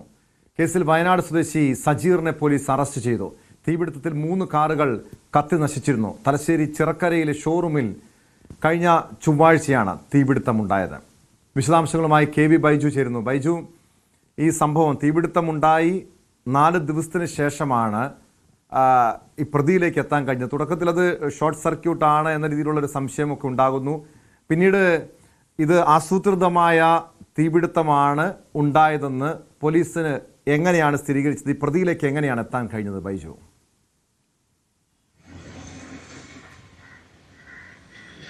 ടോമെ സൂചിപ്പിച്ചതുപോലെ തന്നെ ആസൂത്രിതമായ ഒരു തീപിടുത്തം എന്നാണ് ഇപ്പോൾ പോലീസിന് കണ്ടെത്തിയിരിക്കുന്നത്. പ്രധാനമായും CCTV ദൃശ്യങ്ങൾ തന്നെയാണ് പോലീസിന് ഇതിന് വലിയ തെളിവായത്. ഇതിൽ ജീവനക്കാരനായ ടോം സൂചിപ്പിച്ചതുപോലെ തന്നെ വയനാട് തേറ്റമല സ്വദേശി സജീറിനെ അറസ്റ്റ് ചെയ്തിരിക്കുന്നു.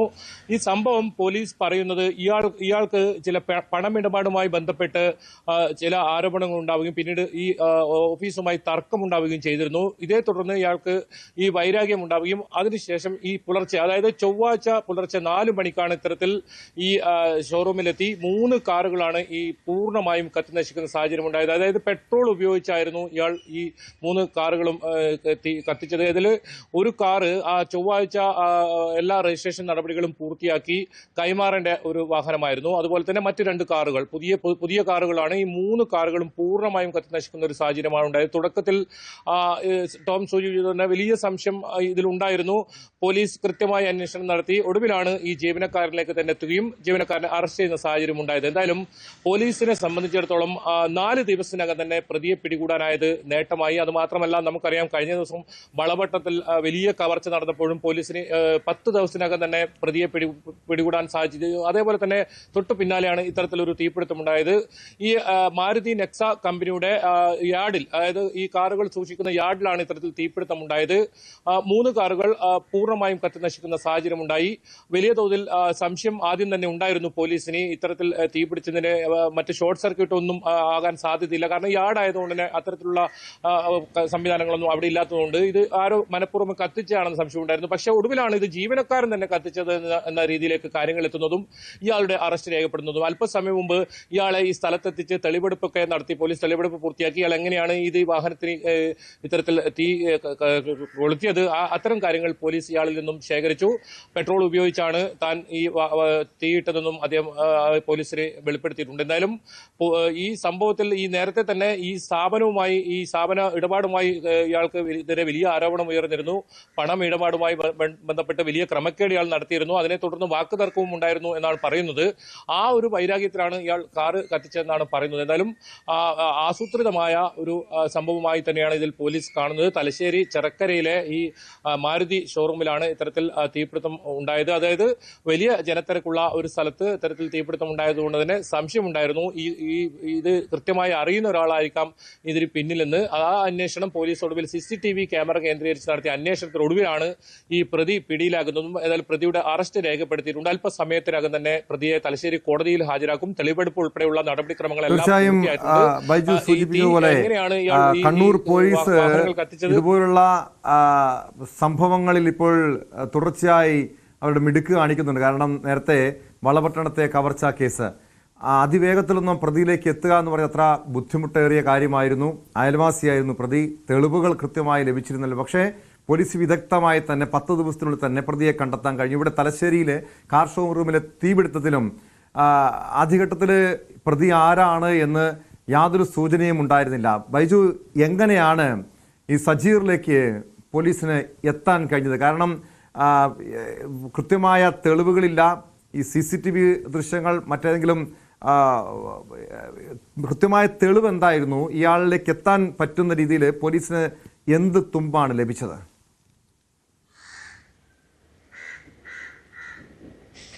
ടോമെ സൂചിപ്പിച്ചതുപോലെ തന്നെ CCTV ദൃശ്യങ്ങൾ തന്നെയാണ് ഇതിൽ ഏറ്റവും പ്രധാനമായതും വളരെ പെട്ടെന്ന് തന്നെ പ്രതിയിലേക്ക് എത്താൻ സാധിച്ചതും. അങ്ങനെയാണ് ഈ സജീർ, അത് മാത്രമല്ല ഈ സ്ഥാപനത്തിന്റെ ഉടമകൾ ഇത്തരത്തിൽ ഈ സജീറിന്റെ പെരുമാറ്റം സംബന്ധിച്ച് ഈ വാക്കുതർക്കം നേരത്തെ ഞാൻ സൂചിപ്പിച്ചതുപോലെ തന്നെ പണമിടപാടുമായി ബന്ധപ്പെട്ട് ക്രമക്കേട് നടത്തിയ കാര്യങ്ങളും ഒക്കെ ശ്രദ്ധിച്ചിരുന്നു. ആ കാര്യം പോലീസിന് വിവരം നൽകിയിരുന്നു. അതോടുകൂടിയാണ് കൃത്യമായി ഇയാളെ കണ്ടെത്താൻ കഴിഞ്ഞത്. ഇയാൾ വയനാട് സ്വദേശിയാണ്. ഇവിടെ കുറച്ചുനാളായി ഈ സ്ഥാപനത്തിൽ ജോലി ചെയ്യുന്ന ആളാണ്. ഇയാൾക്കെതിരെ വലിയ ആരോപണം ഈ സ്ഥാപനത്തിലുണ്ടായിരുന്നു. ആ ഒരു വാക്കുതർക്കത്തെ തുടർന്നുണ്ടായ വൈരാഗ്യമാണ് ഇത്തരത്തിൽ ഒരു തീപിടുത്തത്തെ ഉണ്ടാക്കാൻ കാരണമെന്ന് പറയുന്നു. 3 കാറുകളാണ് പുതിയ കാറുകൾ 3 കാറുകൾ പൂർണ്ണമായും കത്തി നശിക്കുന്നു. അതിലൊന്ന് രജിസ്ട്രേഷൻ നടപടി ഉൾപ്പെടെ പൂർത്തിയാക്കി ഇത്തരത്തിൽ ഉപഭോക്താവിന് നൽകാൻ വേണ്ടി അതേ ദിവസം ചൊവ്വാഴ്ച ഡെലിവറി ചെയ്യേണ്ട ഒരു വാഹനമാണ്. ഏകദേശം 50 ലക്ഷത്തോളം രൂപയുടെ നാശനഷ്ടമാണ് ഈ സംഭവത്തിൽ ഉണ്ടായത്. എന്തായാലും ടോം സൂചിപ്പിച്ചതുപോലെ തന്നെ ഓരോ ക്രൈം ചെയ്യുമ്പോഴും അത് ശ്രദ്ധിക്കുക. കൃത്യമായി പോലീസ് നിങ്ങളുടെ പിറകെ ഉണ്ടാവും. ഒരുപാട് തെളിവുകൾ, ശാസ്ത്രീയമായ തെളിവുകൾ കണ്ടെത്തുന്ന കാലമാണ്. ഇത്തരത്തിൽ സൂചിപ്പിച്ചതുപോലെ തന്നെ വളപട്ടണത്തെ കേസ്, വളപട്ടണത്തെ ഒരു തുമ്പ് പോലും ആദ്യം ലഭിക്കാത്തൊരു കേസിൽ മുഖംമൂടി പോലും ധരിച്ചെത്തി അത്രത്തോളം വലിയ ഒരു ആസൂത്രിതമായി നടന്ന ഒരു കവർച്ച, ആ കവർച്ച 10 ദിവസത്തിനകം തന്നെ പോലീസിന് പിടികൂടാൻ സാധിച്ചു. എന്തായാലും കണ്ണൂർ സ്ക്വാഡ് നമ്മൾ സിനിമയിൽ പോലും ഇടം പിടിച്ച ഒരു അന്വേഷണ ടീമാണ്. അത് വീണ്ടും ഒരു ഇത്തരത്തിൽ ഒരു അന്വേഷണത്തിൽ കൂടി അവരുടെ മികവ് തെളിയിച്ചിരിക്കുന്നു. വളരെ പെട്ടെന്ന് തന്നെ പ്രതിയെ പിടികൂടാൻ സാധിച്ചിരിക്കുന്നു. കൃത്യമായി ശാസ്ത്രീയമായ തെളിവുകൾ ശേഖരിക്കുകയും ആ രീതിയിലുള്ള അന്വേഷണത്തിലൂടെ പ്രതികളിലേക്ക് എത്താൻ സാധിക്കുകയും വളരെ വലിയ തെളിവോടുകൂടി തന്നെ അത്തരത്തിൽ ഇവരെ കസ്റ്റഡിയിൽ എടുത്ത് അറസ്റ്റ് ചെയ്യപ്പെടുന്ന രീതി ഇപ്പോൾ കണ്ണൂർ നമുക്കിപ്പോൾ തുടർച്ചയായി രണ്ടാമത്തെ ഒരു സംഭവത്തിൽ നമുക്ക് കാണാം. പോലീസിനെതിരെ പല കുറ്റങ്ങളും അതുപോലെ തന്നെ തെറ്റുകളും നമ്മൾ ചൂണ്ടിക്കാട്ടുമ്പോഴും പോലീസിന്റെ നല്ല പ്രവർത്തികളാണ് വിവരങ്ങൾ നൽകിയത്. ബൈജു സൂചിപ്പിച്ചതുപോലെ കണ്ണൂർ സ്ക്വാഡ് എന്ന സിനിമയിൽ കണ്ണൂർ പോലീസിന്റെ വൈദഗ്ധ്യം കണ്ടതാണ്. ഇവിടെയും 4 സംഭവം നടന്ന് 4 ദിവസത്തിന് ശേഷം ഈ കാർ ഷോറൂമിലെ തീപിടുത്തത്തിലും പ്രതിയെ കണ്ടെത്താൻ പോലീസിന് കഴിഞ്ഞിരിക്കുന്നു. കൊച്ചിയിൽ അമിത വേഗത്തിലെത്തിയ കാർ ഇടിച്ച് ശുചീകരണ തൊഴിലാളിക്ക് പരിക്കേറ്റ സംഭവത്തിൽ പ്രതിയെ പോലീസ് സംരക്ഷിക്കുന്നെന്ന പരാതിയുമായി കുടുംബം. ഡ്രൈവറെ വിളിച്ചു വരുത്തി സ്റ്റേഷൻ ജാമ്യത്തിൽ വിട്ടയച്ചു. ഡ്രൈവറെ പിടികൂടിയെന്ന് പോലീസ് കുടുംബത്തെ അറിയിച്ചുമില്ല. മതിയായ നഷ്ടപരിഹാരം നൽകിയില്ലെന്നും ആരോപണമുണ്ട്. ഇടപ്പള്ളി ചങ്ങമ്പുഴ സ്വദേശിനി നിഷയെ കാർ ഇടിച്ചത് ഈ മാസം 3-ാം തീയതി പുലർച്ചെ 2 മണിക്കാണ്. ഡ്രൈവർ ആശുപത്രിയിൽ കൊണ്ടുപോകാമെന്ന് പറഞ്ഞ ശേഷം കടന്നു കളഞ്ഞെന്നും പരാതിയുണ്ട്. നിഷയെ വാഹനം പിടിക്കുന്ന ദൃശ്യങ്ങൾ ന്യൂസ് 18 ലഭിച്ചു.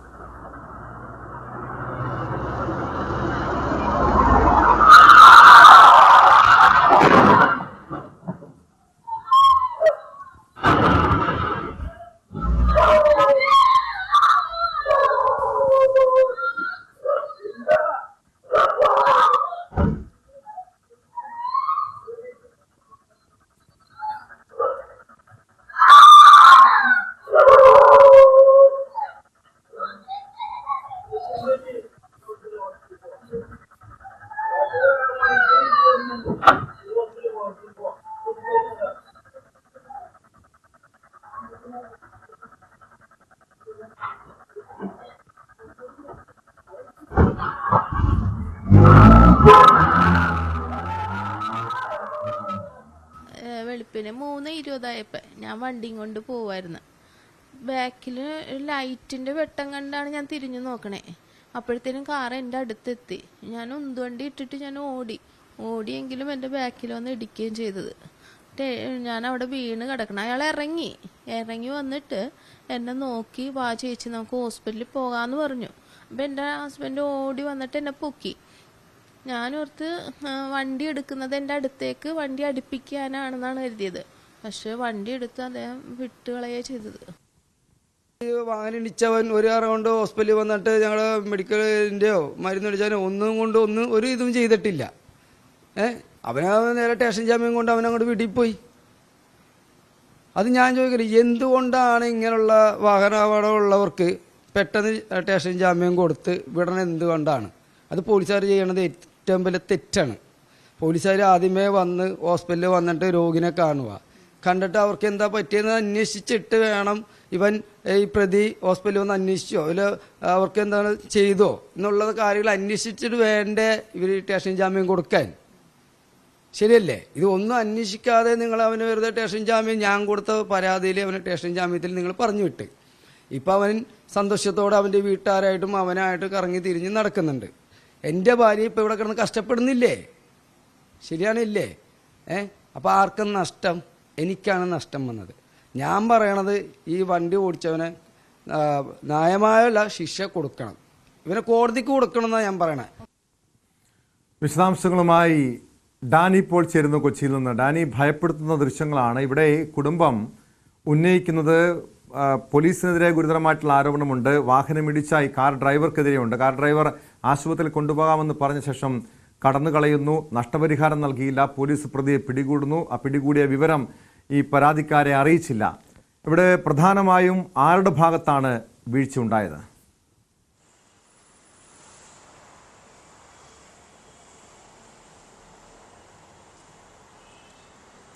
കഴിഞ്ഞ ഡിസംബർ 3-നാണ് ഈ സംഭവം ഉണ്ടാകുന്നത്. അതിനുശേഷം ഇതുവരെയും തന്നെ അതൊരു നടപടികളിലേക്ക് കടന്നിട്ടില്ല എന്ന കുടുംബം പറയുമ്പോൾ സ്വാഭാവികമായും നമുക്കറിയാം ആരുടെ ഭാഗത്തു നിന്നാണ് ഇതിൽ വീഴ്ച ഉണ്ടായിരിക്കുന്നതെന്ന്. കൃത്യമായൊരു പോലീസിൻ്റെ ഒരു ഇടപെടൽ ഇക്കാര്യത്തിൽ ഉണ്ടായില്ല എന്ന് അവർ പറയുന്നു. പക്ഷേ സാങ്കേതികമായി പോലീസ് പറയുന്നത് ഇയാളെ കസ്റ്റഡിയിലെടുക്കുകയും പിന്നീട് ഈ അറസ്റ്റ് രേഖപ്പെടുത്തുകയും അയാളെ സ്റ്റേഷൻ ജാമ്യത്തിൽ വിടുകയും ചെയ്തതായിട്ട് പോലീസ് പറയുന്നുണ്ട്. പക്ഷേ ഇവർക്ക് മതിയായ നഷ്ടപരിഹാരം അടക്കമുള്ള കാര്യങ്ങൾ നൽകിയിട്ടില്ല. പ്രതിയെ സംരക്ഷിക്കാൻ ശ്രമിക്കുന്നുവെന്നാണ് കുടുംബത്തിൻ്റെ ഒരു ആരോപണമായിട്ട് ഉയർന്നു വന്നിരിക്കുന്നത്. നമുക്ക് ആ CCTV ദൃശ്യങ്ങൾ കാണുമ്പോൾ അറിയാം. അത് ഇടിച്ച് തെറിപ്പിച്ച് അവർ പോവുകയായിരുന്നു. ശുചീകരണ തൊഴിലാളിയായിരുന്നു അവരെ രാവിലെ ആ റോഡിലേക്ക് ഇടിച്ചു വീഴ്ത്തിയതിന് ശേഷമാണ് കടന്നു പോകുന്നത്. അപ്പോൾ ഇത്തരം കാര്യങ്ങൾ കൃത്യമായൊരു ഇടപെടൽ ഉറപ്പാക്കേണ്ടത് പോലീസ് തന്നെയാണ്. കാരണം അവർക്ക് ഒരു ആശുപത്രിയിൽ ഒരു ചികിത്സ പോലും ഉറപ്പാക്കാനായിട്ട് ഇയാൾക്ക് കഴിഞ്ഞില്ല എന്ന് പറയുന്നു. അപ്പോൾ അത്തരം കാര്യങ്ങളിൽ വന്നിരിക്കുന്ന അലംഭാവത്തെക്കുറിച്ച് പോലീസിന് കൃത്യമായ അന്വേഷണ നടപടിയെടുക്കാവുന്നതാണ് ഏറ്റവും പ്രധാനപ്പെട്ടത്. കാരണം ഇവിടേക്ക് എത്തിക്കുകയും അതിനുശേഷം ഇയാൾ ഇവിടെ നിന്ന് കടന്നു കളയുകയും ചെയ്തു എന്നാണ് പറയുന്നത്. കൃത്യമായ അതിനുശേഷം പോലീസിൻ്റെ ഭാഗത്തു നിന്ന് ഇവരെ ഇയാളെ പിന്നീട് അറസ്റ്റ് ചെയ്തു എന്നതെല്ലാം തന്നെ പറയുമ്പോൾ ഇവർക്ക് കാലിന് ഗുരുതരമായ രീതിയിൽ തന്നെ പരിക്ക് പറ്റിയിട്ടുണ്ട്. അപ്പോൾ ഇത്തരം ഈ പരിക്ക് പറ്റി ഗുരുതരാവസ്ഥയിലുള്ള ഒരാളാണ്. അവർ വീട്ടിൽ തന്നെ തുടരുകയും ചെയ്യുന്നു. അപ്പോൾ അവരെ ഈ കേസിലെ പരാതിക്കാരുടെ ഈ കാര്യത്തിൽ എന്ത് നടപടി ഉണ്ടായെന്നതടക്കം ഒരാളെ ഇതിൻ്റെ പ്രതിയെ അറസ്റ്റ് ചെയ്യുമ്പോൾ അത്തരം കാര്യങ്ങൾ സ്വാഭാവികമായും അവരെ ഒരു അറിയിപ്പ് എന്ന രീതിയിലെങ്കിലും പോലീസ് ലഭ്യമാക്കേണ്ടതാണ്. പക്ഷേ അത്തരം കാര്യങ്ങളൊന്നും ഉണ്ടായില്ല എന്നാണ് അവർ പറയുന്നത്. അതുകൊണ്ടാണ് ആ കുടുംബം ഒരു സംശയകരമായി സംഭവത്തെ വീക്ഷിക്കുന്നത്. തങ്ങൾക്ക് യാതൊരു രീതിയിലൊരു നീതിയും ഉറപ്പായില്ല എന്ന് അവർ പറയുകയും ചെയ്യുന്നു. അവരെ മാത്രം ആശ്രയിച്ച് മുന്നോട്ട് പോകുന്നൊരു കുടുംബം തീർത്തും നിർദ്ധരായ ഒരു സാഹചര്യമാണ് അവർക്കുള്ളത്. വീട്ടിൽ തന്നെ തുടരേണ്ട ഒരു അവസ്ഥയിലേക്കാണ് അവരുള്ളത്. അപ്പോൾ അത്തരം കാര്യങ്ങളിൽ മാനുഷികപരമായ ഇടപെടലുകളെല്ലാം തന്നെ സ്വതന്ത്രമായി തന്നെ ഉണ്ടാകേണ്ടതുണ്ട്. പോലീസിൻ്റെ ഭാഗത്ത് കൃത്യമായ രീതിയിൽ തന്നെ വീഴ്ച സംഭവിച്ചുവെന്നാണ് ആ കുടുംബം പറയുന്നത്. അതിൽ അവർ പ്രധാനമായി ചൂണ്ടിക്കാണിക്കുന്നത് അവർക്ക് ഈ പ്രതിയെ സംരക്ഷിക്കാൻ വേണ്ട ശ്രമങ്ങൾ പോലീസിൻ്റെ ഭാഗത്തുനിന്ന് ഉണ്ടാകുന്നുവെന്ന ഗുരുതര ആക്ഷേപമാണ് കുടുംബം മുന്നോട്ട് വയ്ക്കുന്നത്. ടോം, അങ്ങനെ പോലീസ് ഈ വിഷയത്തിൽ ഈ പ്രതിയെ സംരക്ഷിക്കുന്നതിന് പിന്നിൽ എന്തായിരിക്കാം? അങ്ങനെ കുടുംബം എന്തെങ്കിലും ആരോപണം ഉന്നയിക്കുന്നുണ്ടോ? വല്ല രാഷ്ട്രീയ ഇടപെടലോ അല്ലെങ്കിൽ ഈ പ്രതിയെ ഈ കേസ് അട്ടിമറിക്കാൻ വേണ്ടിയുള്ള പോലീസിന്റെ ആസൂത്രിതമായിട്ടുള്ള നീക്കമാണോ? അങ്ങനെ എന്തെങ്കിലും ആരോപണമോ പരാതിയോ ഈ കുടുംബത്തിനുണ്ടോ ഡാനി? നിലവിൽ അത്തരം ആക്ഷേപങ്ങൾ ഉന്നയിച്ച അറിയില്ല. കാരണം ഇവർ കൃത്യമായ രീതിയിൽ പോലീസ് ഇടപെടുന്നില്ല എന്നതാണ് ഇവരുടെ ഒരു പരാതിയായിട്ട് വരുന്നത്.